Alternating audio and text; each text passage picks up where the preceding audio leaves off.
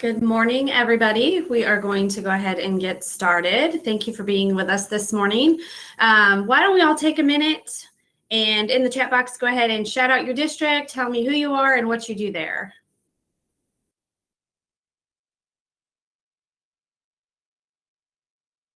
I love it. Chat's going so fast, I can't even read it. It's awesome. Thank you guys for being here this morning. Lots of hats. I see directors, CIMCs, PPOCs, teachers. Awesome. Very cool. Thank you for being here this morning. So this morning, we're going to talk about working with teachers within your PLC group, but we're going to focus on the lesson tuning protocol. We've talked a lot across the state as CIMCs about supporting your teachers. How do we support them and what does instructional support and coaching look like? And this is a good way to kind of get in front of your teachers and collaborate with them and help them really work through what their instructional practice looks like and how we can potentially get better at what we do. So really quickly, I'm going to actually stop. Actually, let me do an introduction. I'm sorry. My name is Melanie Ritter, and I am in Cabarrus County Schools. I am the CTE instructional specialist, and I am one of our CIMCs here as well. I am going to stop sharing my camera because we have had some bandwidth issues. Please feel free to put any questions in the chat box, and I'll try to keep up with that as best as I can.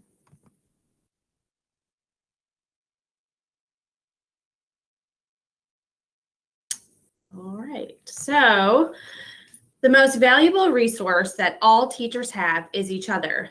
Without collaboration, our growth is limited to our own perspectives.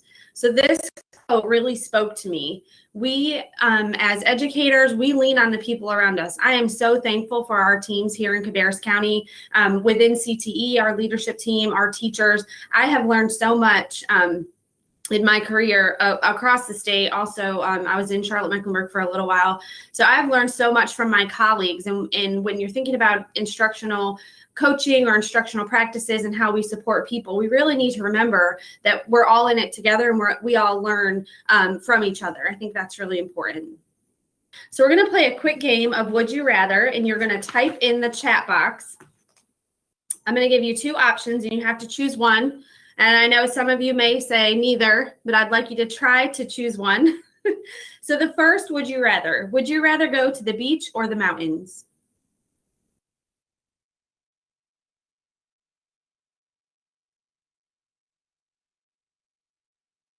All right, thank you. So it looks like the beach, but come home to the mountains. That's right. Thank you, Tanya. So if you live in the mountains, you may potentially choose the beach, right? Because that's your trip, your vacation, and vice versa. If you live at the beach, you might choose to go to the mountains per se.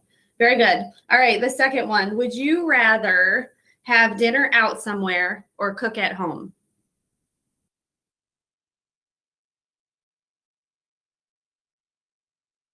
Lots of dinner outs, a couple of cook at homes. Very good. So it's funny, what I'm thinking about, do I want to cook tonight or not? It kind of depends on what day of the week it is. And it depends on how tired I am. And you all are probably feeling the same way. Karen, yes, home if my husband cooks. Absolutely. Absolutely. Yeah, so it depends on what night of the week, right? By Friday, we're all exhausted. We're like, okay, we're either ordering food and picking it up, and that works, or we can go to the restaurant. Also depends on your family situation and things like that. All right, the next one. Would you rather eat worms or eat spiders?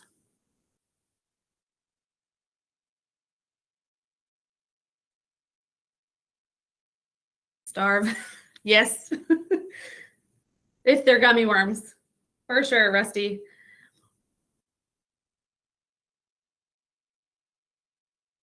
Awesome. So I shared that one with you on purpose. My 6-year-old loves the game Would You Rather. We play it in the car all the time. And her favorite thing is to stump me. Her favorite thing is to ask me a question and I'm like neither. Ew, they're both gross. So this is just a fun little game to get started with your teams, kind of open it up to see what would they rather do and build those relationships. So if you've ever had a professional development session with me, I'm all about building relationships and working with the people around me. I feel like it helps me get better at what I do and makes me a better person, and does the same for those around me. So the last one, would you rather coach individual teachers one-on-one, or would you rather provide instructional support in small groups? So individual or small groups? Small group and then move to individual. Good. Lots of mixture here. Kenya, it depends. Good. Small group and then individual if needed. Perfect. So it's preference, right? We have opportunities to coach in smaller groups, maybe through our PLCs, and then we have opportunities to get in classrooms and work with teachers individually. It really will depend on your comfort level, obviously, and it'll also depend on the situation and the teacher. A lot of times our teachers will ask us, hey, can you drop by? I have a question. The cool thing that has happened over the last 10 months, and everybody's talking about COVID and what's it going to look like when we get back to the grind in August. The cool thing that happened for me is I had a lot of teachers reach out to me, and we could quickly jump online and we could do some of those instructional support things virtually. And I know that you all have kind of felt the same way. It's much quicker. It's efficient. You can jump online during their planning. A 30-minute conversation is really powerful when you're not having to spend 20 minutes to get across town. Then you have to check in. You sit with them for 20 minutes, and then you're driving 20 minutes the opposite direction. So the virtual environment in that respect has been a bit powerful. Those of you that know me, though, we know we like that personal touch as well. So don't forget, your teachers want to see you as well. So we're going to talk about lesson planning and how you can work with your PLC groups to tune up some lesson plans. I have outer space on here very much intentionally. So when we work with our teachers, we work with brand new teachers. They've never taught before. They've been in industry. We work with teachers who are, beginning teachers, BT2 and 3s who have been here for a couple of years. They're kind of sinking their feet in. We work with teachers who've been here for 20 years. They've done the teaching programs. They've been through every sort of PD, and they're veteran teachers. We work with teachers who have never been through any sort of educator prep program, and they are like a fish out of water. So I have this lesson planning in outer space because when you ask a teacher, if you were to go in and ask your teacher for a lesson plan, would they have one? So in the chat box, throw in there, do you think, if you went in, and again, it's going to depend on the teacher, but in general, if you walked into a teacher's classroom and said, oh, hey, how are you? And you get talking, oh, can I see your lesson plan? How many of you say they would have them? Some 50-50. Yeah. Only if they're required to submit to the principal. Thank you, Jennifer, for that. None? Okay. So realistically, it will depend on the teacher. Some schools ask that you have a lesson plan, and they check them, Friday afternoon for the following week. And if you don't have them, they will come and let you know that they didn't have your lesson plans. When I first started teaching at Myers Park High School in Charlotte, it was required. We had to have lesson plans. I had a lesson planning notebook. The admin would come in and check it on Friday afternoons. And if I didn't have them, they would ask, where are your lesson plans? Right? Quick conversation. That very much felt evaluative. However, it is important that we work with our teachers in the lesson planning process. So in some cases with new teachers, they have no idea what the lesson plan is, and we walk them through that. With veteran teachers, they tend to, from what I have found, they know what they're teaching the next day. They kind of shoot from the hip. And after you get working a little while, it's like any job. You get better as you do it, and then you don't necessarily need that lesson plan to hold on to. When I was doing my student teaching, I had a lesson plan in front of me at all times while I was teaching. I was so nervous about, the lesson part of it and making sure I knew what came next. I always had a piece of paper in my hand, probably for the first my student teaching, definitely. And then probably almost through the first year of teaching, just because that was my comfort level. Other people, they can roll with it and they can remember what comes next. For me, my brain I needed an outline.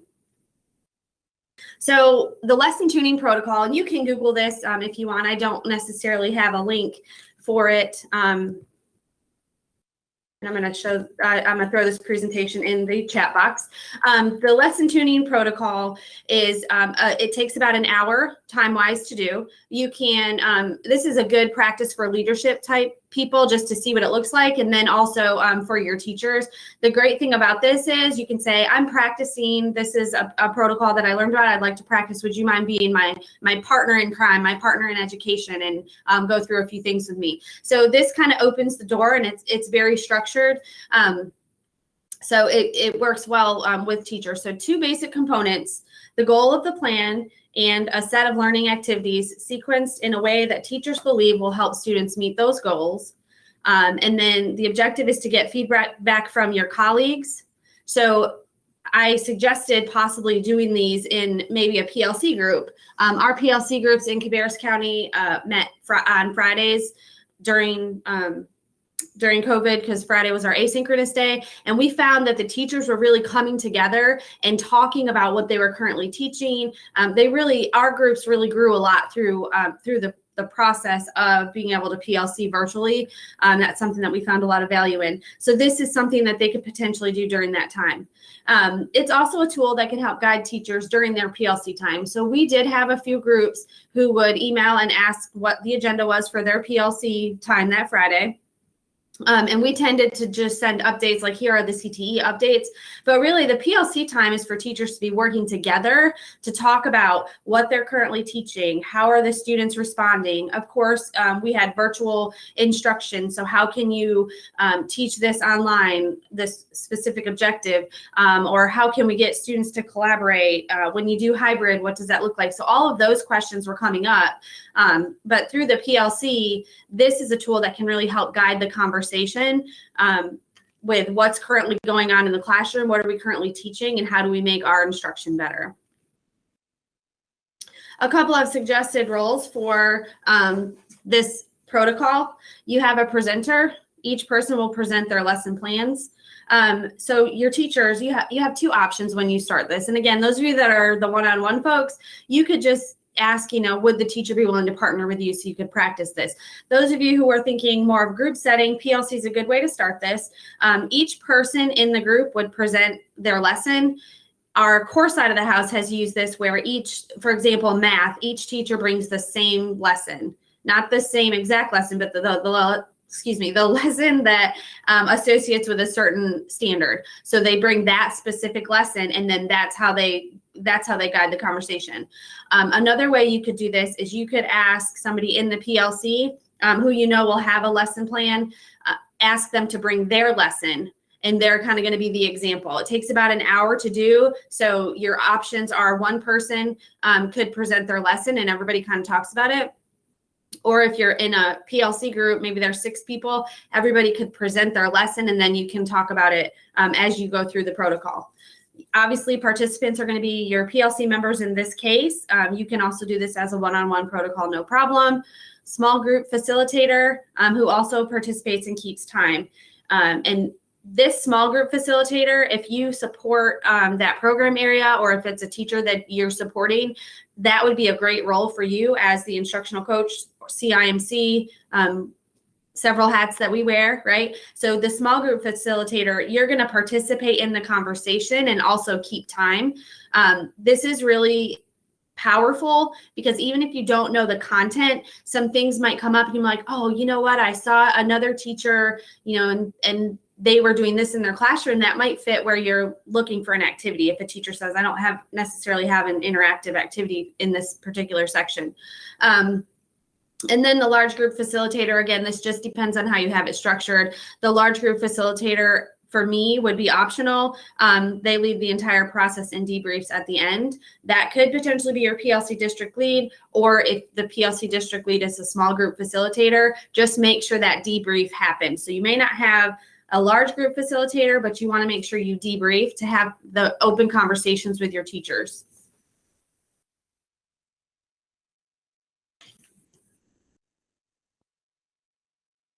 So tips for getting started. Every PD I do, I have people who say, this is great, but how do I get started? Where should I start?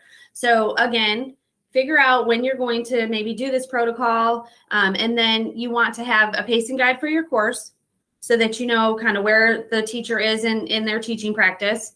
You need to have PLC structure, norms, and expectations. Again, this is suggested. You could do it in your PLC groups. You really want to make sure that you have the expectations set so that you don't have 3 or 4 kind of maybe on their phones or doing something, checking their email while you're trying to do this. The intention of this is to be all in and get feedback. As a teacher, if I'm presenting, I want feedback from you all, and then also the teachers who are there to give feedback. It's a give and take for sure. So you're going to determine what the lesson will be. You want to do this ahead of time. So you want to give ample time to your teachers to make sure that they can prepare. Again, we saw where some people thought, teachers, maybe some have a lesson plan, maybe some don't have them at all if they're not required. So you want to definitely give ample time. If for some reason you have 6 people and 2 people say, I totally forgot, it's not a huge deal, right? They're going to learn something from somebody else's lesson either way. And then you're going to define the facilitator role, which is the who, what, when, where, why, and how. District level program area leader, it could be a PLC leader if you have lead teachers, or your facilitator may be somebody who you choose. So 6 steps for the lesson tuning, and this is a continuous cycle. So you roll through the tuning protocol and you debrief, and then the teachers may go and teach that lesson, and then at the next PLC group, you may do just a quick switch to number 5 again, a quick reflection. How did you go? How did it go? What did we learn? How can we make it better for next time? So within this, step 1 is the lesson overview. This takes 4 to 5 minutes. This should not take a really long time. We're actually going to practice one, and I'm going to, it looks really long in the slide deck, but I'm going to shorten it just a touch. So your lesson overview, the teacher's going to tell you what the lesson is about, some of the things that they're planning on doing during the lesson, and then they may even share, I'm not sure what to do during the guided practice, or I don't have a good activity for independent practice. Does anybody have any suggestions? So if they start asking questions, your group, while they're doing the overview, the only person that should be talking is the teacher presenting. So you want to kind of help your group. If you're in a group, you want to help them understand that they're just writing, they're just jotting down things. So if I'm presenting and I say, I'm not really sure what to do for guided practice, a teacher or a participant isn't going to interject a suggestion there. They're going to write it on their paper. Step 2 for clarifying questions. These are questions that are based on fact. They're usually brief. They're used to clarify the subject area and or summarize. So I've been in a lot of sessions where somebody kind of takes a step back and says, did I hear you say, or can I summarize quickly to make sure I'm understanding? That would be your clarifying. It's obviously not a question then, but it's a clarifying question or a clarifying point. Your probing questions are very much open-ended. They're conversational. They deepen the knowledge and understanding of the information that's been shared. So sometimes clarifying questions are really going to be yes, no's. Probing questions are going to start the conversation. That again is from the teacher presenting and the member who asked the question.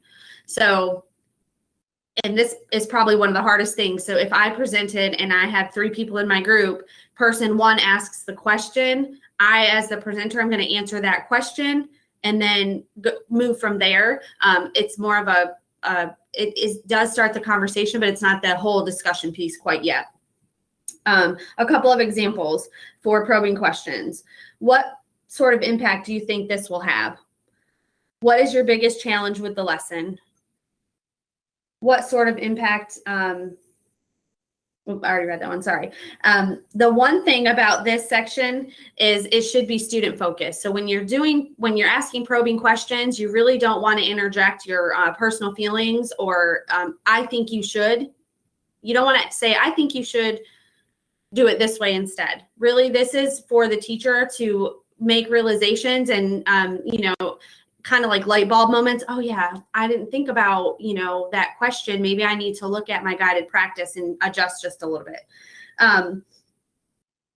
Again, very much student focused. The discussion is open, really. That takes about 20 minutes. All the teachers kind of discuss the lesson and look where they can, modify. Or if it's a great lesson, we've had people, they come in with great lessons, but you might have somebody who say, oh, I really like that. I haven't tried that yet. And some of the teachers bring lessons that they've already taught, and they, it provides discussion. Like I did this particular lesson, and in guided practice, this is what I did. Another teacher says, I like that. And then the presenting teacher says, I thought it worked really well, but some of the students, were off task. So this is how I might change it for next time. So really that discussion is the feedback piece, big time. And then reflection and debrief is about 10 minutes. Reflection, again, is kind of thinking through what we just learned from each other, what feedback did we get, and how can we implement it to make it better. All right, so here is an example. So teacher one, and we're gonna do a quick, we're gonna run through one really quickly. Teacher one, you're gonna present the lesson. So the PLC team, when you're working through this, and these are things to share with them, some things that they want to be thinking about. What are the learning goals of the lesson? What does the teacher want the students to learn? How will the teacher facilitate the learning? What evidence exists in the lesson to show the students met the learning goals? So really, that's very important. Obviously, if you're teaching a lesson, you want to make sure the students learned what you expected them to learn. But providing guiding questions for your PLC, especially the first couple of times you do this, is going to be really important, because remember I said there are points in time, especially when the teacher's presenting, that the group is not talking. There's not conversational interaction. They're just writing on a sheet of paper. So you may want to have some guided questions for them to be thinking through as the presenter is presenting their lesson. And I did want to share this with you, the gradual release of responsibility in a CTE classroom. We did a PD here, and it was based on the book, The Feedback Fix. And this was one of the most powerful things during that professional development session.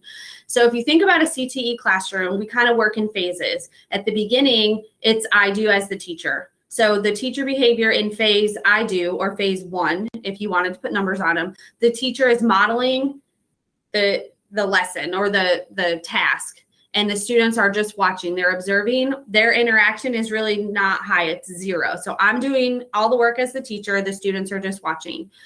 The next phase is the we do phase. So teacher, again, is facilitating at about 20%, but then the student behavior is 80%. So students are doing the work, if you will. Teachers are facilitating, and students are doing it at 80%. So the teachers are walking around the classroom. They're providing feedback to students or groups if they're in groups.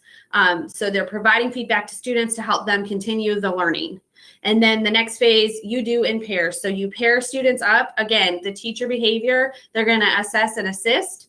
They're really just looking in doing a quick visual or speaking to students to make sure they're understanding what the learning, the intention of the learning was. And the students are 90%, they're doing the thinking, speaking, and application. This is that student feedback.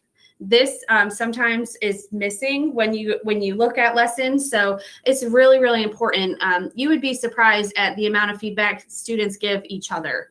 I'm gonna give you a quick personal story.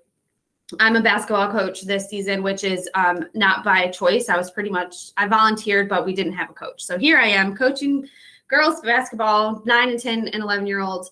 And I like basketball, but I'm not the greatest basketball coach. However, this you do in pairs has worked for me so well on the basketball court. At practice last night, it was so awesome to see the girls working together and helping each other.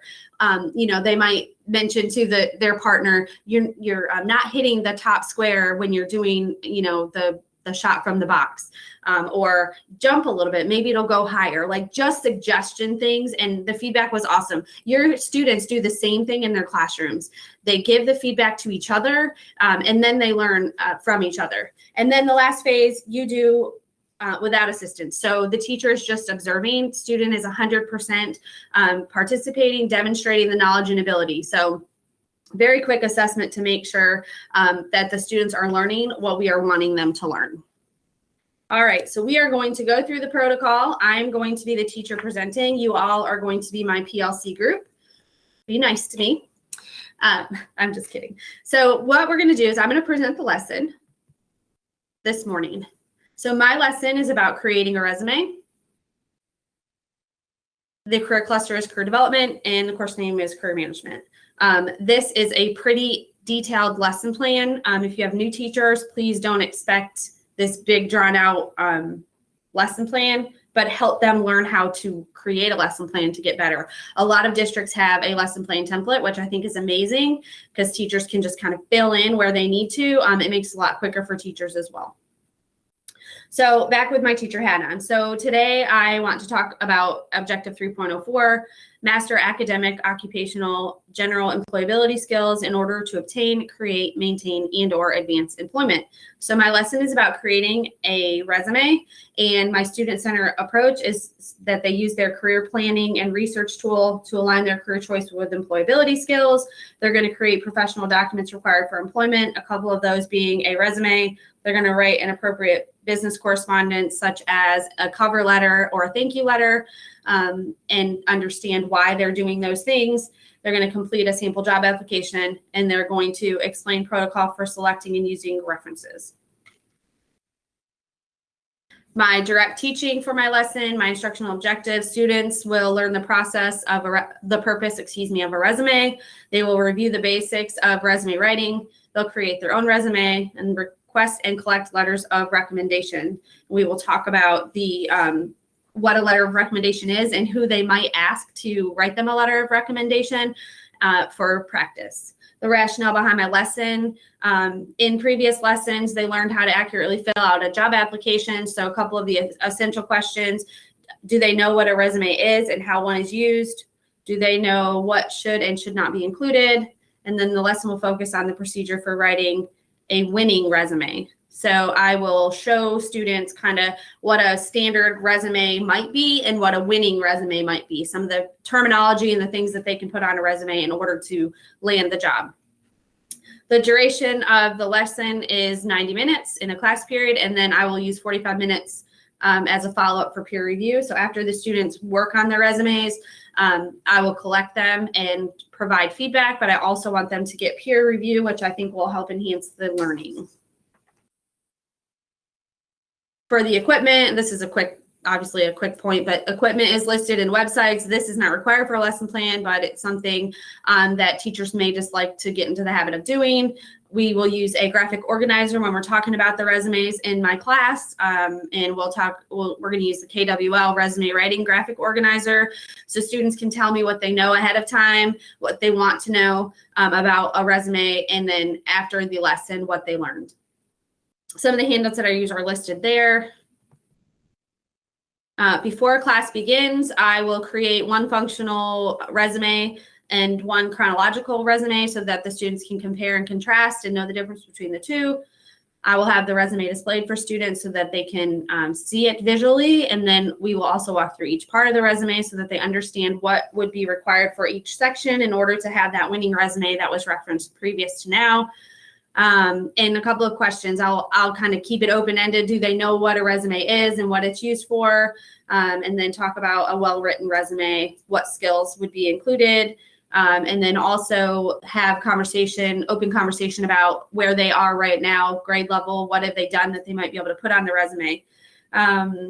If time permits, allow students to personalize their resume, using a word cloud or creating a resume word cloud and putting it in their binder.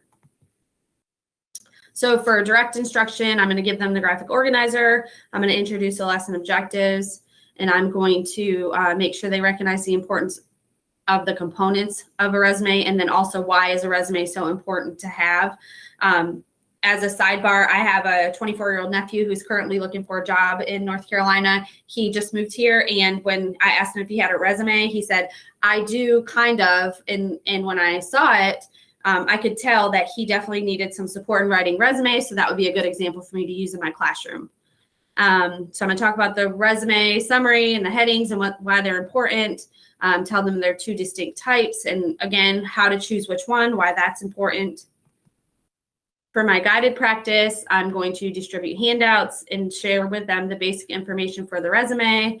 I'm going to make sure that they see lots of samples, because it is personal preference what you want your resume to look like, but also want to show them good examples and show them where to find templates so they don't feel overwhelmed by having to create it from scratch. For my independent practice, I'm going to give the students a rubric for resume writing and discuss the rubric in detail so they understand what they need to do in order to be successful, and show me that they've learned how to write a winning resume. They're going to look up careers and try to write a resume based on what career they may want in the future. And then I also want them to write a realistic resume of current point in time. What do they have to put on the resume so they understand some of the things they can do in the future to improve their resume. I'm also going to use peer review to have students proofread and edit each other's resume prior to submitting for the final assessment. So previously it was a 90-minute lesson, and then I'm going to take 45 minutes I'm going to give them feedback, but I'm also going to give them 45 minutes for peer review, and then they can revise and turn in the final copy based on the rubric. And then just summative, they'll send it to be graded. I have some references listed. Okay, so there's my lesson overview. So the next thing that you would do is you're going to do clarifying questions. So what I want you to do in the chat box is go ahead and try to think of a clarifying question from my presentation of the lesson. So what questions do you have for me? Did I put y'all to sleep? LaTanya Foster, you're typing. Thank you. Deanna Peck, awesome.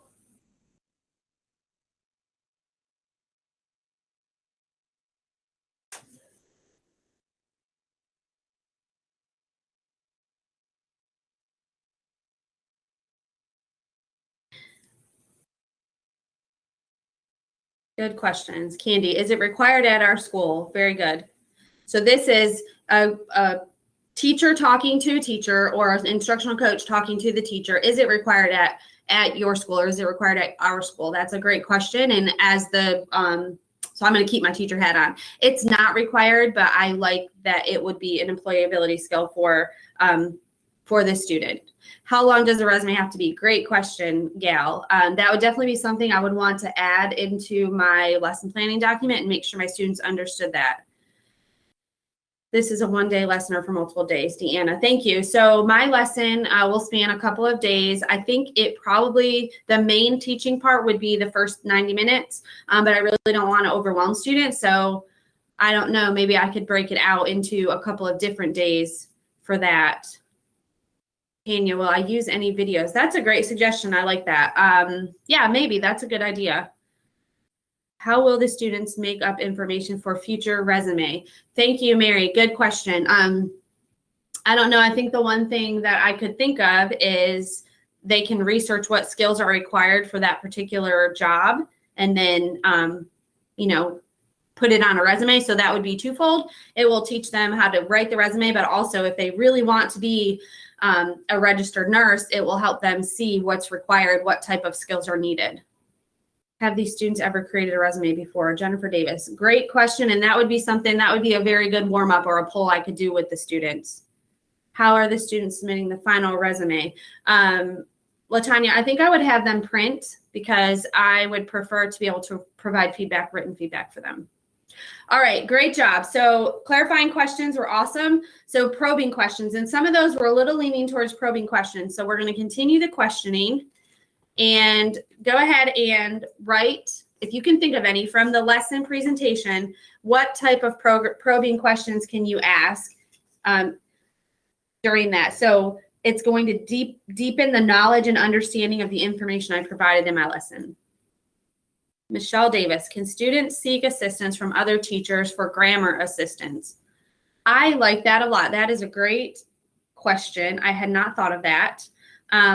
Maybe I could partner with the English department and have one of those teachers, help me out. And that's a great idea. or we could collaborate and actually do kind of a cross-curricular. I like that.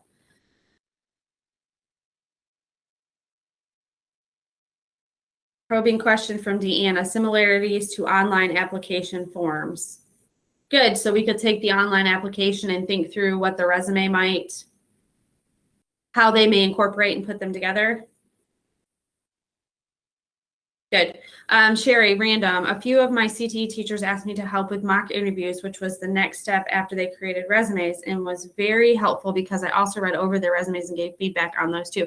That's a great suggestion. I'm going to take my teacher hat off for a minute. That's a great suggestion. I think when we're talking about this type of lesson, that would be kind of like that next step. So maybe that's a great probing question. After you do the resume, what's next? And it's a very good question because students are going to do the resume and then they're going to turn it in, they're going to be done with it, and there's no next step. So that mock interview is a great suggestion to be able to kind of help them understand that once you do the resume, this is the why behind what you're doing. Very good. Community businesses reviewing the resume. That is a good question. That's a great probing question. And if I were the teacher, I would definitely say, yeah, especially in the virtual environment. You obviously want to follow your district protocol when it comes to that. But yeah, that's a great suggestion. How you explain professional language, Melinda, going beyond the setup of the resume and how to word things. Great question. So that would be something definitely to incorporate into this lesson, and maybe provide time for my students to practice and get peer feedback for that one. Kim, what if your school uses a career exploration program with resumes as a feature? Could they do this lesson with the program? Yes, Kim, and we do that in Cabarrus County. I think you know that, but we do that as well. So you'll notice in the lesson I had incorporated that a little bit. So if you have a program that you use, you definitely want them to plan accordingly, but put their resume in that particular system. For us, if a student adds a resume to our career development system, career and college readiness system, we actually have access to them. So I can go in and look up any student's resume to provide feedback. That might be a good way to include, district leadership or different partners around the school, because every teacher would have access to that resume. Good. Would you also discuss LinkedIn with them? Gail, good suggestion. I actually did not think about that either. So that would be a great question. That's a great probing question. Good, Deanna Naviance. Yeah, that's what we use here as well. How do they deal with no work experience? Darla, I love that question. I think that's one of the hardest things, and we're actually on to the discussion. This is great. I think that's one of the hardest things for students to understand. So one thing I wondered is if maybe maybe an activity even before doing the resumes, maybe I have them talk about, things that make them who they are.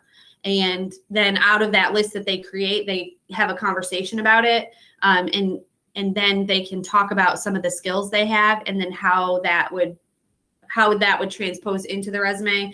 And the purpose of the resume partially is so students understand that, I'm 15. I don't have any work experience. What can I do to get some?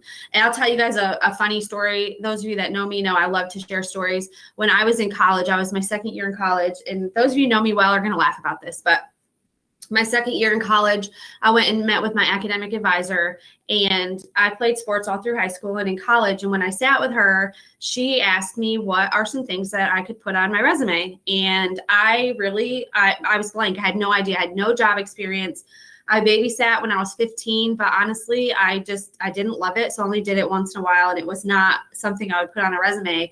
And she looked me straight in the eyes and said, you need to get some sort of work experience. You need to get a part-time job. And I was like, okay. I lived in a very small rural area. Part-time jobs were just not readily available. So that was an eye-opening experience for me as an adult. I was 20 years old and really didn't have any work experience. So that's definitely a conversation to have with students. Michelle Davis, will students practice being able to speak some of the highlights on their resume? Yes. Good. Do you think this would help them with self-confidence if they can tell you about their skills instead of just reading it from the resume? That's a great suggestion, and I think that's good for our special populations EC students that maybe they list in their section some things, but the formatting may not be 100%. That's a great modifier for sure. And underneath Jennifer Davis, how will you modify? So great question. There were a couple of things in the lesson plan for modification. Honestly, I think that would be something that would be great feedback from my PLC team or my coach to help me figure out how could I modify this to make it fit all learners. No work experience, volunteering hours, churches, community groups, and clubs. Yes, Deanna, that's a great suggestion for our students. As a sidebar, if y'all knew where I grew up, you'd understand, but it was small. We didn't have a lot of clubs per se. We didn't even have CTSOs there. We literally had sports and church. That was about it. But anyways, but that's a great suggestion, especially, you know, we all have community ties, so that would work for students. How do you differentiate within your lesson plan? So that's another great question within my PLC group. I would ask that question. That's a great probing question and create conversation. Like, have you all done resumes in your classroom? What's one way that you could differentiate that? Good deal. So then you would do reflection. So during the reflection phase, and thank you guys for participating. That was great conversation. I really enjoyed that. During the reflection phase, the teacher is talking. So if I were the teacher presenting, if I put my teacher hat back on, some things for reflection would definitely be that I need to think about how I'm going to differentiate, and then how will I modify the lesson to fit all learners, and make, because a resume applies to all students. How can I create my instructional piece that reaches all learners, even if I'm doing, let's say I choose to do it in Navient and the kids are going to go in there and create their resume, that still might not work for all. So what are some things that I could do? Could I maybe create a way to modify the lesson so students can do this in PowerPoint as opposed to having to do the formal resume in Microsoft Word or in Navient, because that can sometimes be overwhelming. Maybe they can do pictures with shorter type text or things like that. So that was one thing that I definitely think I need to include. And I also loved the question about the no work experience and how do we help students figure out what they could put on a resume. So I had mentioned before that they could list some things and then get feedback from their peers. One thing I wondered about was having them create a resume for a cartoon character. I didn't know if that would be something the students would like, but if I'm creating a resume about Mickey Mouse, I can go on and research some things online about his quote work experience. And then also just, you know, from what I know about Mickey Mouse, I can think about some of the skills he has. He's outgoing and some of the different employability skills that he has that I can incorporate. So that could be maybe a quick practice resume where they just fill in the blanks. They don't format it necessarily. So there would be my reflection. And then for the debrief, it's really just talking through any last minute, like any other things that we think we could do to make this lesson better. If you have something you would say during the debrief, you can throw it in the chat. This would be a good opportunity, and you don't have to put this in chat, but this would be a good opportunity as the instructional coach or the instructional support person. This would be a great opportunity to thank the teacher for sharing. They're kind of putting themselves out there and sharing their lesson. And that's not always the most comfortable situation, maybe, especially if they feel like the feedback was negative. Y'all's feedback was amazing because it was conversational. It was questioning. It wasn't like, well, when I do resumes in my classroom, I make sure that the kids do X, Y, and Z. That wasn't the type of feedback that you all gave me, because that's not that collaborative piece and the support piece, which is awesome. You guys are amazing. You did an amazing job walking me through and helping me think through what that lesson might look like.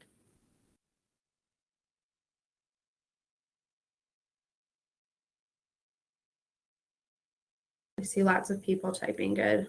Like the cartoon character idea for maybe a movie character. That's a good idea. Movie characters would be good. The Rock and Jumanji, for sure. Jumanji would be a great movie. You could potentially separate the main characters and have students team up to do a resume for The Rock or something. So I really like that. We've seen that movie 100 times in the Ritter house. I think my kids that's what they always want to watch. An idea could be to share some student examples with the PLC team to evaluate if the student met the learning goals. Yeah, I like that. and will help determine if further tweaks, reteaching needs to be done. Good. Ways to increase student-centered focus during PLC. Christina Simmons, thank you for sharing that. That is definitely, after the debrief, the next step basically, and I appreciate you sharing your thoughts. The next step there is they go and they teach the lesson, and then we do come back together. So bringing the resumes in for everybody to kind of look at is a great suggestion. Maybe you can let students review peer resumes and ask themselves, would you hire this person? Nice, based on resume. Also, resume can be used to seek volunteer jobs, not just paid jobs. Thank you. Yes, that is exactly right. And especially if you have interns in your building or anything like that, they would need a resume. If they're unpaid interns, they're still going to need a resume. So that's great. Very good. So really quickly, we're going to do one more Chatterfall, and then I'm going to open it for questions. I want you to type your answer when you see the question. I want you to type your answer in the chat box, but do not click enter until I count you down. I'll give you about 10 seconds to respond to the question, and then I'll say 3, 2, 1, and then you're going to enter. There's a lesson plan around the bee movie in which students create a resume as either Barry the bee or Vanessa the florist. Ooh, good suggestion. Good, and that would be a great one to share with your group, right? You start talking and you're working with the teacher, and then you say, oh, you know what? I remember this this lesson plan, so that's a great resource. Thank you for sharing that. All right, so again, you're going to type in the chat box, but you're not going to click enter until I tell you to do so. The question, explain the lesson tuning protocol in 3 words. I'll give you more than 10 seconds. That's kind of our question. Explain the lesson tuning protocol in 3 words.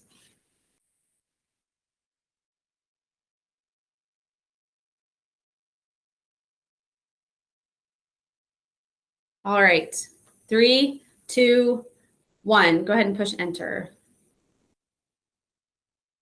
Awesome. Teacher collaboration. Create, collaborate, reflect. Good. Discuss, feedback, tweak. Very good. Probe, refine, and discuss. Richard, I like that. Good feedback helps. Scarlett, thank you. Kendra, ideas, practice, and collaboration. Tammy, suggestions, reflection, and collaborative. Rusty, probe, reflect, and adjust. Very good. These are awesome. You guys are amazing. I lost some of them. The great thing about a Chatterfall is everybody gets to participate and they feel very comfortable about it because they're not thinking, oh, I was going to say that, but so-and-so already said it. The hard part as the presenter, or even you all as you're looking at the chat, is it goes so fast that you have trouble picking up on all of them. But I would say go back and look through some of those 3 words to define this protocol. Discuss, reflect, and practice. Tracy, good. So practice is a perfect word. I think it allows the teachers to talk about their lesson. I didn't talk about the practice piece, but something you could do as the coach, if you've done the lesson tuning protocol, you've got the lesson under wraps, it's amazing. You could ask the teacher, especially for new teachers, do you want to practice, or do you want to do like a trial run through really quickly before you present the lesson, so we can kind of talk through how you're feeling about it. New teachers will say yes almost 100% of the time, minus the fact that they don't have a lot of time. But new teachers definitely, oh yeah, I want to practice, and again, the cool thing is we can jump online and talk about it or practice, or we can meet them in their classroom during planning or something. So being flexible when it comes to those things are super important. Thank you guys for sharing. The great thing too about this instructional piece, and I said it earlier, but I've learned more this morning from you all than what was in my presentation. So that's the whole intention of doing this protocol as well, is referring back to my first quote, we learn more from each other, and it's important to embrace that. So again, my name is Melanie Ritter. My email is posted. If you have any questions or comments, I'm happy to help with whatever you need. And I will open the floor. We have about 8 minutes left, I believe. If you have any questions or comments that you want to share, I'll just kind of open it up. You're more than welcome to unmute and share if you come in that way. The presentation is available. Please, use it any way that you want to. Thank you, Lee. Thanks, everybody. Thanks, Cheryl. Thanks, guys, for coming this morning, too. I know that everybody's busy, and it's hard to do a virtual conference when you have other things going on around you. So thanks for being here this morning. I really do appreciate it.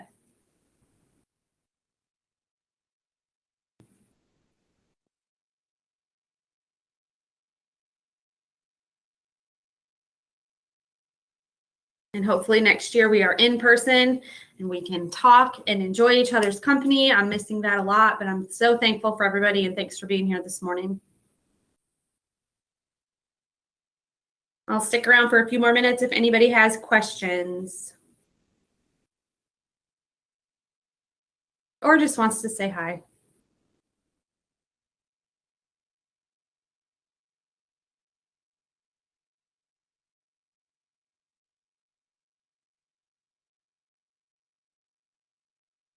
Don't forget to do the session survey too. It's on the left panel under session survey.